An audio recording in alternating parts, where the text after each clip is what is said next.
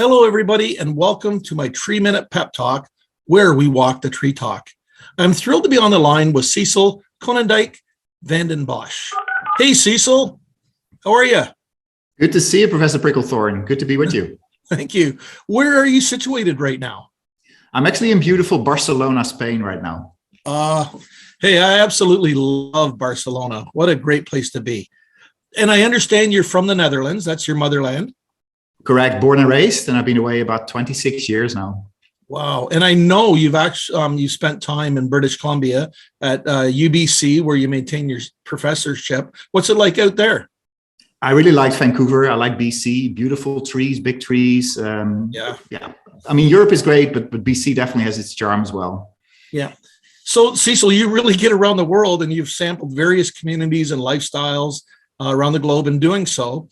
I'm pleased to say that I've heard you speak on a few occasions over the years at various urban forestry presentations, and I've always enjoyed them. And you made me sit up, and I enjoy your insights to our relationships with the urban forest that can be as close as right outside our own doors. I asked you where you live because I know you spent a lot of time considering one's location and how important it is to lifestyles, to the environment around us. So, in fact, one of your presentations that really struck home with me revealed your 3-30-300 formula that kind of acts in what I've taken is acts as a guide that best connects us humans with the benefits of the trees right around us in our communities. So can you take over, Cecil, and just tell the viewers how you developed the 3-30-300 factor and how it relates to people and healthy lifestyles? Yeah, definitely. So, of course, as a researcher, I've been looking into the benefits of trees all my life. As a person, I love trees. And once I use this slogan, a tree on your doorstep, a forest in your mind, right? So it's really important to bring trees into people's lives, into neighborhoods.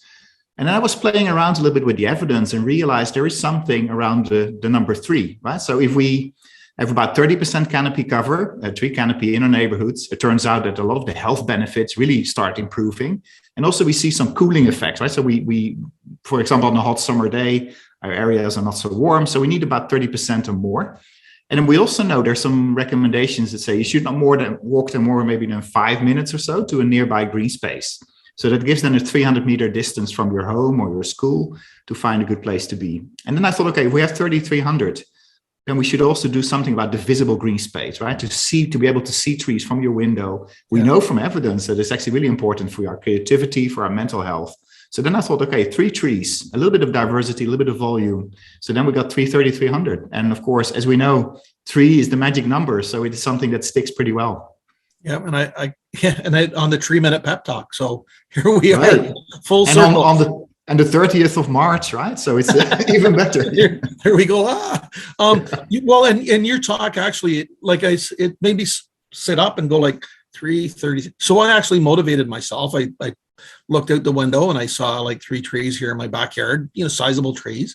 And then I was kind of scratching my head going like, okay, 30% canopy coverage in the neighborhood. Is there a way that we can kind of guide that? Like, I know it's not an exact science, but how would you go about judging the 30% canopy coverage?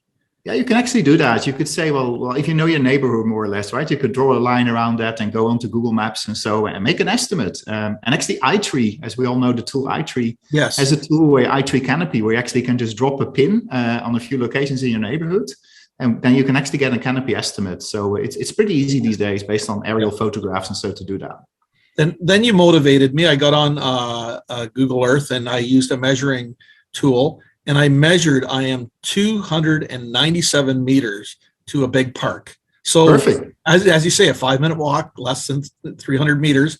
So yeah, it's just amazing. And we all know that old study, I think it was from Texas A&M, that we often refer to, that when they discovered that when you look out of a hospital window and you saw trees and green, you need less medicine, you heal faster, and all these other studies that they've done throughout, even in civil engineering, they know that putting trees down a boulevard will slow us down and kind of soften our, tendency to road rage, all these things that trees bring us. That you're absolutely right. Having that 330-300 variable in our lives will definitely improve our lives.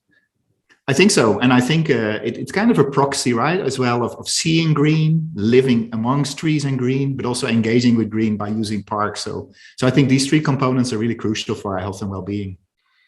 That's amazing. And I hope that our viewers will be motivated and activated and go out and look in their backyard and, you know, do the little survey of their neighborhood to see where they at for canopy coverage, and go for a walk and see how close your big green space is. And it surprised me how it all kind of connected and made sense.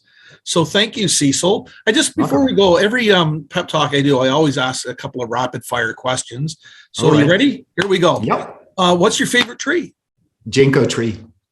One of the known to be the world's oldest tree, 250 million. Correct. Yeah, exactly. Yeah. And beautiful fall colors, etc. So, yeah.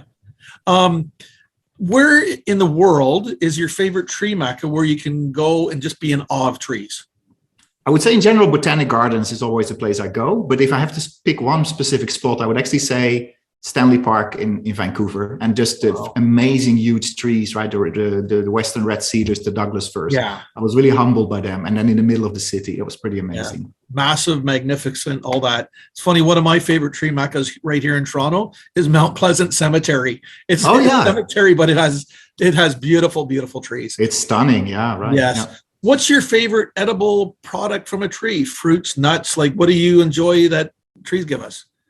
A lot of things. Here in Spain, of course, it would be citrus fruits, right? Like oranges. But I have to say avocado. I have a weakness for avocado. It is something very special. I'll show you my little vice right here. Oh, there we go. Yeah, I should have said that, right? A good Canadian, right? So that's true. I do like maple syrup as well. Yeah, that's my weakness. So Cecil, thank you so much for taking time to talk to us about your 330-300 theory, and it's really a measuring stick, I think, for healthy living. And it really sets trees on the communication map, right? So, no, thanks so much for having me, Professor Pricklethorn. Yeah, take care. Enjoy Barcelona. Thank you. Yep, bye-bye.